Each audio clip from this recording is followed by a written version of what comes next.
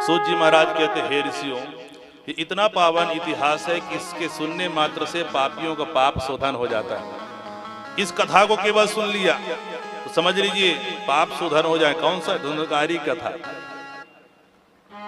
तो कहते हैं तुंगभद्रा नदी के किनारे एक पंडित जी रहते थे। पंडित जी आत्मदेव शर्मा विशुद्ध ब्राह्मण वृत्ति से जीवन जो है चलाते थे।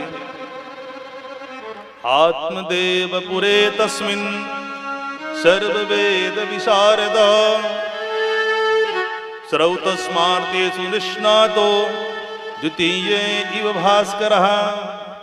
बड़े ज्ञानी पंडित जी थे और जितने पंडित जी के अंदर ज्ञान भरा हुआ था उतना सरलता भी था।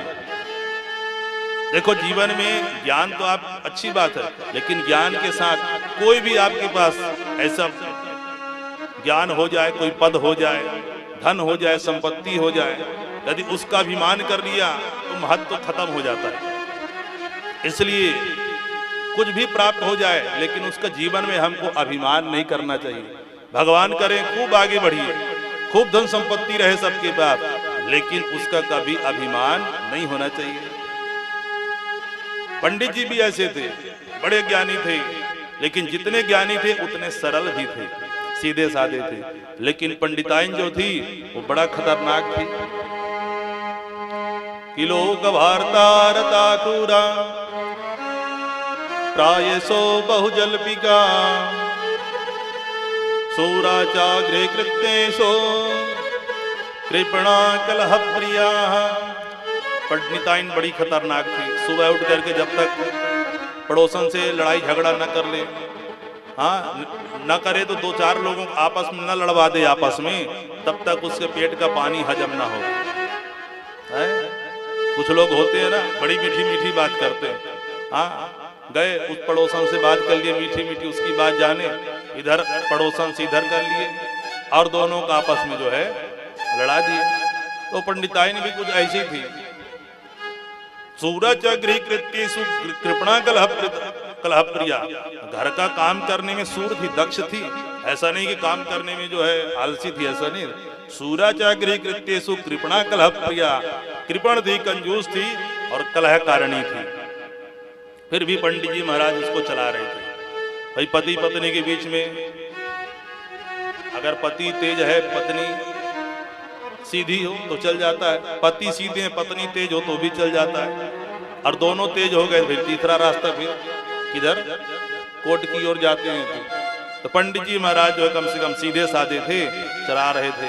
घर में सभी प्रकार का सुख सुविधा, किसी चीज की कमी नहीं है, लेकिन एक कष्ट है पंडित जी महाराज को कि घर में संतान नहीं है।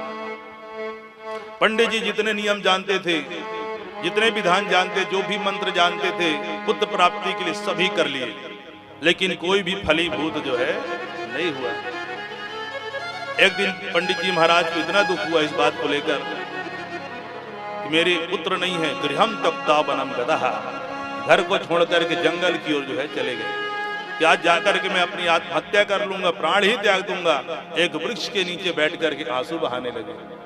ऐसे आंसू बहा रहे थे कि अचानक से एक संत जी वहां से निकल पड़े।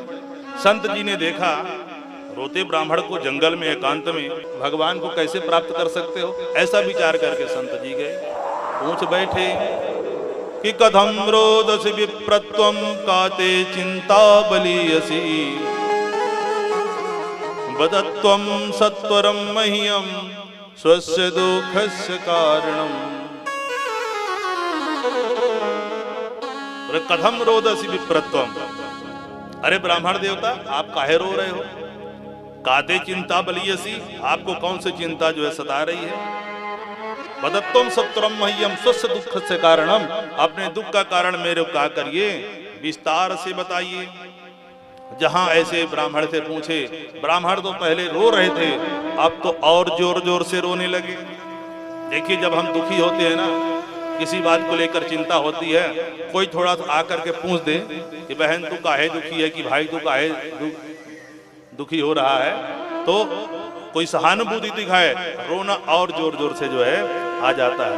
ऐसे ही पंडित जी महाराज जोर जोर से रोने लगे और क्या कहते हैं किम ब्रमीमीर से दुखम पूर्व पापेन संचितम मदीया पूर्वजास्तोयम कवोष्णमुपभुंजते। महाराज जी आपको अपने मन की बात क्या बताऊं, न जाने पूर्व जन्म के मेरे कौन से पाप उदय हुए हैं कि घर में कोई मेरे संतान नहीं है। मैं जितने भी नियम विधि व्रत इत्यादि जानता था सब कर लिया। एक तुलसी का पौधा लगाया था, नित्य पान जल देता हूं फिर भी सूख गया। फलदार वृक्ष लगाए हैं लेकिन उसमें फल नहीं आता है। गाय पाली थी वो भी कई वर्षों से बांझ पड़ी है। पूर्वजों की जब पूजा करता हूं ना प्रातः काल उठ के, तो पितरगढ़ भी उनके आंखों से मेरे को आंसू गिरते हुए दिखाई देता है। अब वो भी रो रहे हैं, करे पंडित जी तू तो अभी जल हमको दे रहा है, तेरे जाने के बाद कौन जल दान करेगा, पितरों को पूजन कौन करेगा। तो मेरे दुख का कारण यही है कि मेरे कोई संतान जो है नहीं है। कुछ ऐसी कृपा करिए महाराज कि मेरे संतान हो जाए। अब संत जी को बड़ा आश्चर्य हुआ, हे भगवान हम तो सोच रहे थे कि भगवान को पाने के लिए रो रहा है, ये तो बेटियों के लिए रो रहा है कि पुत्र मिल जाए। चलो अब मुलाकात हुई क्या है, पूछ ही लिया है, कुछ मार्गदर्शन कर दें, समझा दें। कि मुंजा ज्ञानम प्रजारूपम बलिष्ठा कर्मणो गति विवेकम तु समासाद्य त्यज संसार वासनम।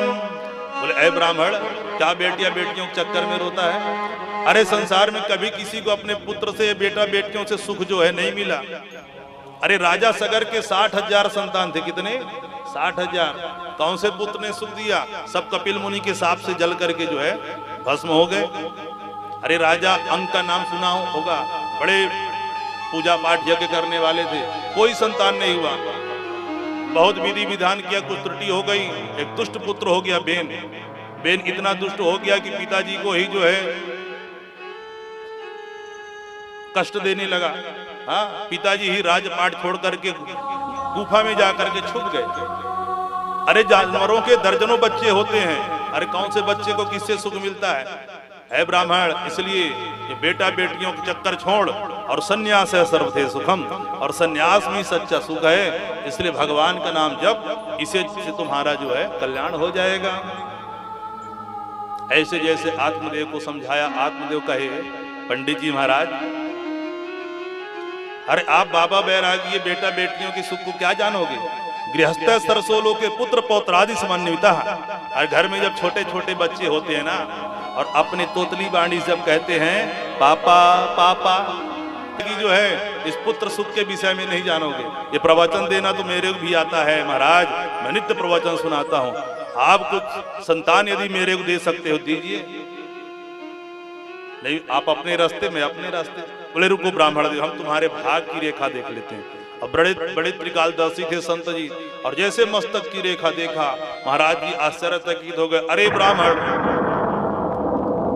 सप्त जन्म अवधि चैव पुत्रो नैव च नैव च।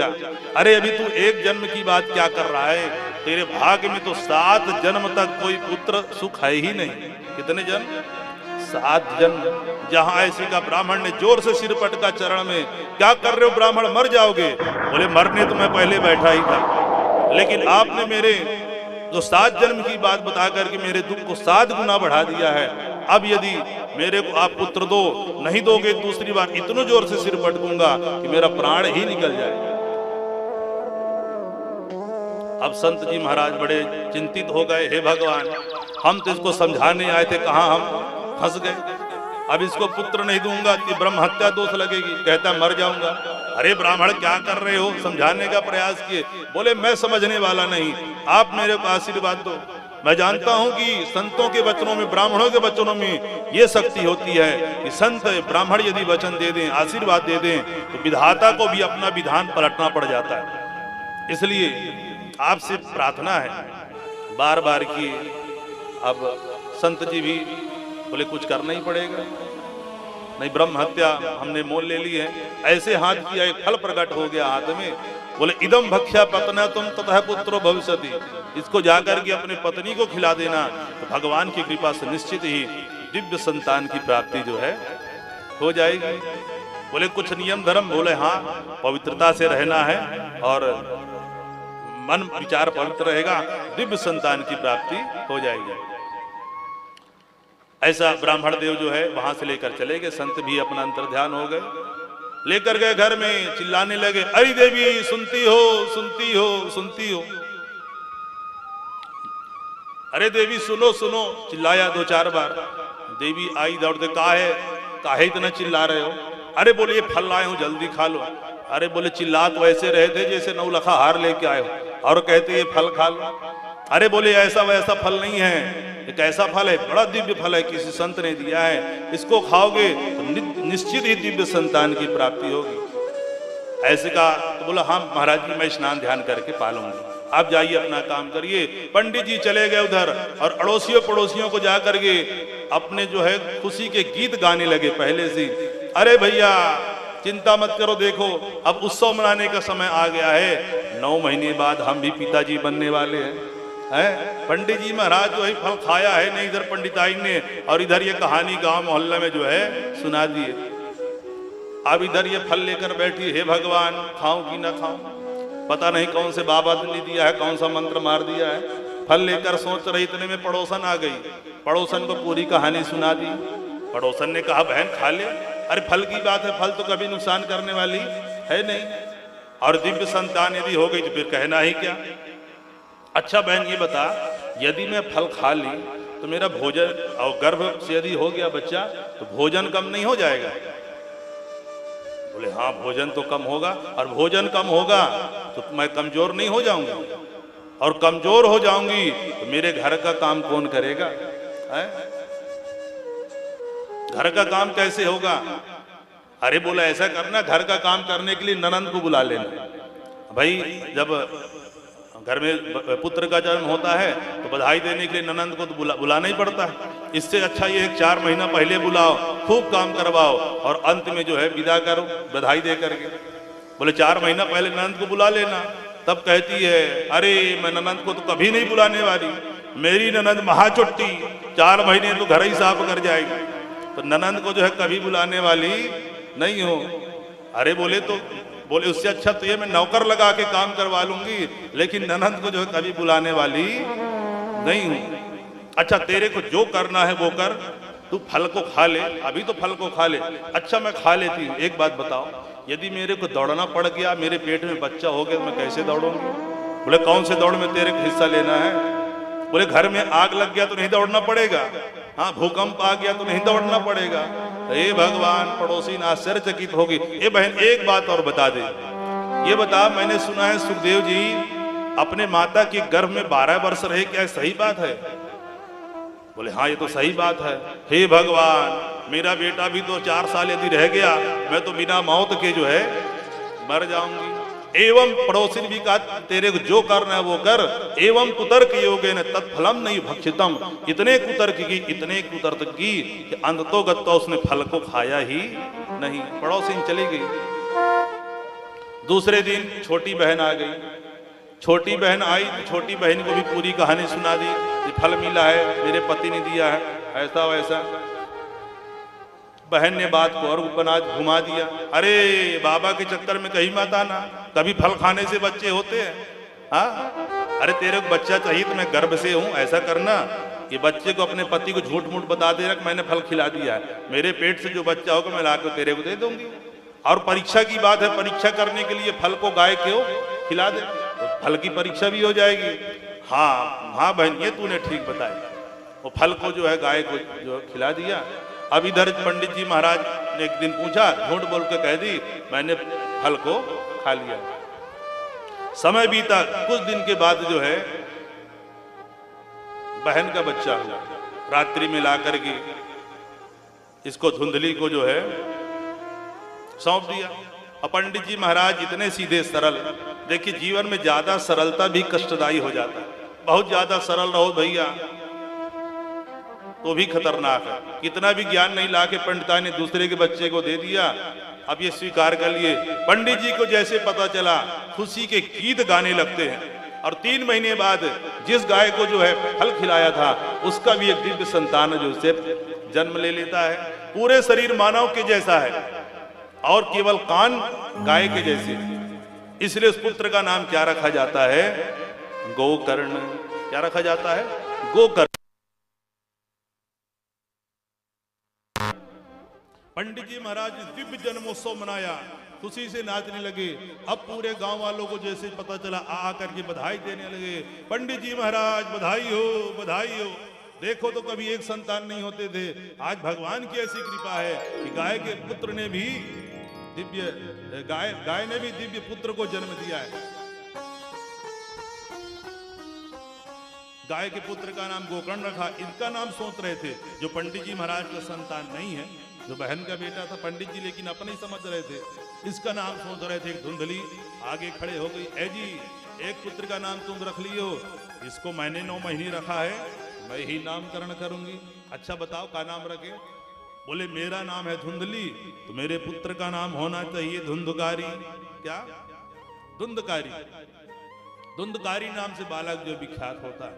धीरे